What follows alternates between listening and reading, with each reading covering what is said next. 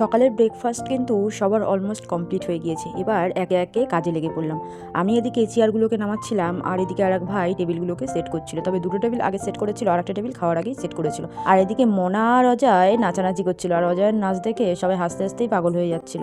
এই দেখো, এত বকবক করতে করতে বলতে ভুলে গিয়েছি আজকের মেন কোর্সে কি রয়েছে। আজকের মেন কোর্সে রয়েছে চিকেন কষা আর চিকেন বিরিয়ানি।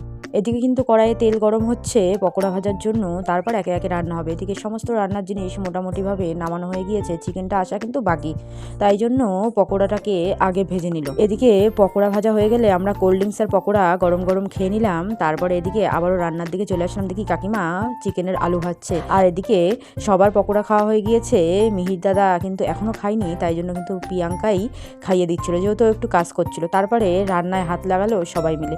এদিকে প্রিয়াঙ্কা মশলা দিয়ে দিচ্ছিল আর মিহিরদা কিন্তু চিকেনটাকে ভালো করে কষিয়ে নিচ্ছিল। আর এদিকে চিকেন কষাতে কষাতে দেখে সবকিছু আনা হলেও হলুদটা আনা হয়নি। তারপরে পাশেরই এক দোকানে অজয়কে পাঠানো হয়, অজয় হলুদ এনে দেয়। তারপরে কিন্তু হলুদ দিয়ে আবারও ভালো করে কষিয়ে জল ঢেলে দেয়। দেন চিকেনটা ভালো করে ফুটে আসলে গরম মশলা দিয়ে ভালো করে কষা কষা করে রেখে নামিয়ে দেয়। আর চিকেনটা রান্না হতে না হতেই আমরা কিন্তু কয়েক পিস নিয়ে খাওয়া শুরু করে দিলাম। তারপর এদিকে রনি ভাই আর মিহিরদা মিলে ভাত বসিয়ে দিল। ভাতটা ফুটে এলেই একটু শক্ত শক্ত করে নামিয়ে তারপর বিরিয়ানির প্রস্তুতি, তার জন্য তো এখানে হাঁড়িও রাখা রয়েছে।